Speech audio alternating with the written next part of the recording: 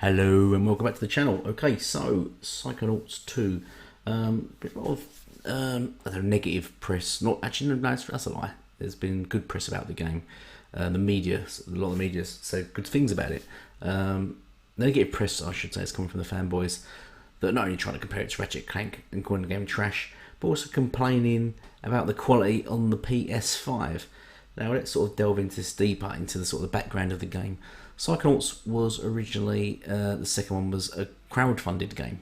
So Xbox gamers, PC gamers and PS gamers, PlayStation gamers, Xbox gamers, PC gamers donate. That's how crowdfunding works. You donate to have a game, to developers develop a game, because people like the game so much.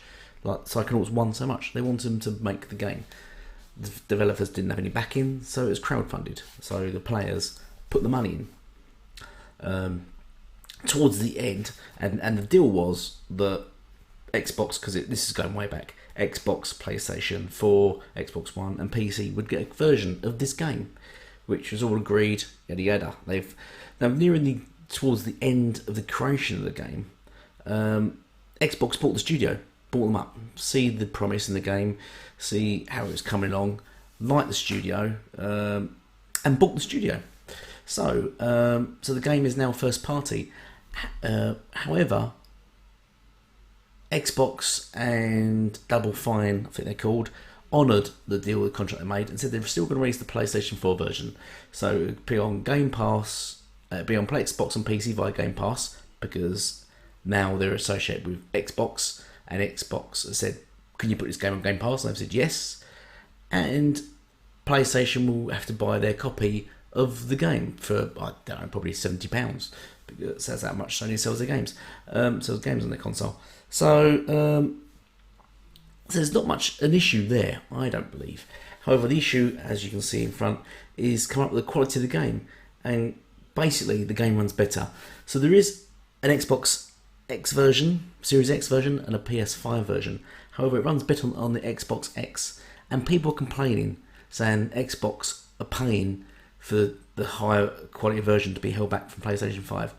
That is not true at all. No, that is not the case. The case is they've honoured the deal that the PS4 is getting a version, and that's pretty much it. And then Xbox now own it, so that Xbox paid for there to be a Xbox Series X version, a better version, because they own the company, they own them. So they said, "Can you make an improved version?" A sort of smart. That's where smart delivery comes in. Optimized. That's the word I'm looking for. An optimized version for Xbox Series X. So they did that. They made an Xbox Series X optimized version of this game. Didn't make one for PlayStation 5 because, for one, that's not part of the original contract. Two, Sony doesn't own them, so they're not obliged to do that. They could do that if Sony pays them. If Sony gives them money and says, "Could you make an optimized version for the PlayStation 5?" As a lot of developers do. But Sony don't want to, and nobody wants to crowdfund that version of the game, the PS5 version of the game. So, as it stands, Xbox Series X has, as you can see, a 4K version, 120 FPS. PlayStation 5 is at a much lower standard, and that's down to one, the technology of the PlayStation 5. It's just its smart delivery is not that good, and two, Xbox own the games. Now, I see nothing wrong with this, because if it's only on the shoes on the other foot, there is no way in hell that Sony would even give Microsoft a like that. They're comparing this actually to MLB The Show. The difference there is Sony don't own the rights to MLB The Show. That's owned by MLB.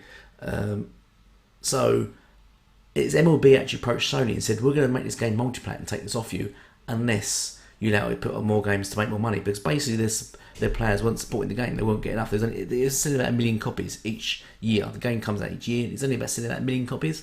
That wasn't enough. It wasn't enough. So they said, "Look, we're either going to make this game multiplat and you just lose the license altogether, or allow us to put it on Xbox and PC, but you get to keep the license, so you get that revenue of the license." And PlayStation said, "Yes, sure, fine." So it's a completely different scenario from this scenario. Completely different scenario. So stop comparing them. Bottom line though, I can't see anything with it. Right? That's business. We've seen Sony hold back DLC and things like that of Xbox. What about Spider-Man? Spider-Man for the Avengers game. Sony paid for them to be the only ones to have that. And before you go, oh no, Sony owns Spider-Man. No, they don't own Sony. They don't own Spider-Man game rights. Nor does Insomniac. Marvel do. They own the game rights. Sony own the movie rights. But they paid because otherwise, if that's the case, then you wouldn't have a Spider-Man game on the Switch. You wouldn't have the Avengers game that was recently on the Switch. Ultimate Alliance 3, that was recently on the Switch and had Spider-Man in it. That wouldn't have happened if Sony owned it. They would not have give that to Nintendo. But it was because they didn't pay because the game wasn't on Sony. It wasn't even on the PlayStation brand, so you can tell Spider-Man is not owned by Sony. But they actually did pay to keep it off the Xbox and PC as well. So see, that's horrible. That kind of thing's horrible. To have a full-fledged game and then you paying for certain parts of that game to only be in your system. That's not very nice. Sorry, still got a cold. This scenario though is absolutely legit. Nothing wrong with this. PS5, as I said, isn't good quality console in my honest opinion, which I said before launch. I've done loads of videos on it, building up to it. Had loads of issues, loads of problems being highlighted and stuff, and people just went all phasey and narrowed a tunnel vision because it was Sony and ignored all the warning signs. Now all the warning signs are there. So bottom line, suck it up. If you want to play the game at the higher quality, the 4K version mode, just buy an Xbox or buy it on PC. Bottom line, just get on with it. It's not as if it's held back to a certain console. You have to buy that console. You don't have to buy that console. You can get a PC. You can buy it on PC if you want on Game Pass. So I think I've done that to bits. Let's move on. So, just to further prove my point, I've done a video on this as well a while back of issues with the PlayStation 5 that devs are having. This time it's F1 2021 patch pulls ray tracing on PS5 to aid stability. Now, the PS5 is unstable. This is exactly as I've done a video on it, to do with the overclocking. The console is overclocked, and it said, and in the design of it, it will dip, it will go up and down. It's unstable basically. It goes up and down depending on the strain of the console, strain of the console basically. If it overheats, it will drop. If it cools down, it will pick up again. And it's just been unstable. Various devs have said the PS5 is unstable when it has challenging games. This could be a reason why a lot of their games now have also gone to PS4. All their games were previously PS5 exclusive and now releasing on PS4 as well. That's quite telling and quite worrying. But anyway, on to this. F2021 patch pulls ray tracing on PS5 to aid stability. Yes, basically they've removed ray tracing from the PlayStation version just so it can remain stable. Meanwhile, the Xbox Series X version still has ray tracing, it still has HDR, and all the bells and whistles, and it's working fine, just as it is on a PC version as well. And I think this has become more clear. And this is also the worrying sign that PlayStation have announced not a mid-gen refresh, but a new console. Apparently, they're going to release a lighter console, which kind of tells me they've fixed the original console and they're just releasing this sort of better version, but just don't want to announce it. Why would you just announce we're going to release a lighter version or something? Why do that? You're clearly just releasing a different console, and you just don't want people to know because the last console was rushed and not very good and it's got issues. So you're releasing another console on the sly and just making you're just making it lighter. That is it. When it's not. Let's be honest. I can't wait for that to come out and for someone to tear it apart and go, actually, they've added this and added that and improved this and improved that. This is probably, I'm waiting for that to come out, and then that more or less will be a mid-gen refresh, which will be awful if a mid-gen refresh drops within 2 years of the console's launch, and it will put massive egg on Sony's faces and on the gamers' faces because they bought into the massive Mark Cerny genius dream. But yes, so that's basically the news for that. Another game is having to be sort of held back and reduced on the PlayStation 5 because it's not very stable and having issues. Yes, okay, after Sony skipped E3, they're now putting out Gamescom. So Xbox, in comparison, did go to E3. They are going to Gamescom. They're also going to another event. What was that? guess QuakeCon or something. There's another event they're going to as well. So, bloody, it's cold. Meanwhile, Sony are pulling out of all the gaming events. Apparently, they're just going to do the state of decay, a state of plays. But did you watch the last state of play? It was awful. I really just showed indies and Deathloop, which is a first-party Xbox title, and they started off the show with a horrible. We've done a video on this, a podcast. A horrible 3D game, but not 3D VR game.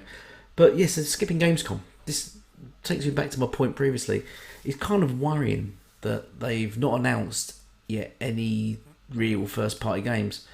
I mean, you've got your Ratchet and Clank, which is a first-party PS5 exclusive, AAA exclusive. Following on from that, you've got nothing there. Nothing in the pipeline. They've announced nothing. There was God of War, which now they're releasing on PS4. There was Gran Turismo 7, which is now releasing on PS4. Both games are supposed to come out this year. Now they're not. You've got Horizon Zero Dawn, which is released on PS4, and they've gone strangely silent about that, and that was meant to release this year as well. There is something very odd happening at Sony. I personally think there's issues with the console. They're having a lot of problems with the console. The developers are. It's not what they thought it would be. It's not living up to the standards they thought, and this is something not right. I don't know what their developers are doing. I mean, they're obviously making games. They're making God of War, Horizon Zero Dawn, and Gran Turismo, and Insomniac make Ratchet and Clank, and Miles Morales, but nothing for the PS5 other than Ratchet and Clank. So you got to think, if they're just going, if they release, let's say they release God of War next year. When do you think Santa Monica will release another God of War? Or will they make another game? They likely won't. Or you might not get another God of War until the end of the generation, if you do. But you don't get... Well, I mean, you only got one God of War last generation. Gran Turismo 7. Do you think you'll get another Gran Turismo 7 for PS5 only this generation? Will you get another Horizon Zero Dawn? Will you get Horizon Zero Dawn 3 PS5 only next generation? Do you think they get those games? No. That's the real issue. So you're not going to see those. They're talking about another Uncharted game, even though they said by this game it's the last of the series, and then they're talking about rebooting it, redoing it. Same as The Last of Us 2, they're thinking of rebooting that. It's just, and now that's the thing they're mainly advertising. They're mainly advertising director's cuts and remasters. That's all Sony be doing at the moment. They're doing a director's cut of Death Stranding. They're doing a director's cut of Ghost of Tsushima. They're talking about rebooting or doing some form of director's cut of The Last of Us 2. It's all filler and looking lazy, and it looks like Sony have been caught out massively. But it's just a massive shame they're just skipping Gamescom. They need to show games. They come out a while back and said we're working on 25 games. That was it. No, ain't got a clue what those games are. You don't know if including those 25 games are games that have already released, or are games like God of War and that. You don't know how many are indies, how many are first party. You don't know anything about these games. Or even if there is 25, they could be lying. Or I suppose anyone could say that. I could come out and say I'm going to, I don't know, buy 20 sweets in the next 7 years. It's probably true. I probably will buy 20 sweets in the next 7 years. But it's not anything tangible that you should be giving your gamers. They want to see a product. You can't sell something to someone and say, buy my product because something's going to come sometime. Just take a word for it. And certainly a lot of the devout Sony fans are doing that. A lot of devout Sony fans are still playing down Game Pass, still playing down playing Xbox. Even though Xbox have announced a bunch of first-party games, they're still playing down saying they're not going to deliver, and still think Sony they can deliver, that have actually said nothing. And it is quite worrying, and I think it's about time their fans, like the Xbox fans did, started coming out and being stronger and saying something, rather than wasting all their time hating on Xbox and pursuing the really childish console war, because if anything it's going to kill the console that they love dearly. Anyway, thank you all for watching. I hope that you like this video. Feel free to please sub and share. Subs are slowly creeping up. Please like it. Thank you all for watching. I've got a podcast coming up soon. But until then, goodbye for now.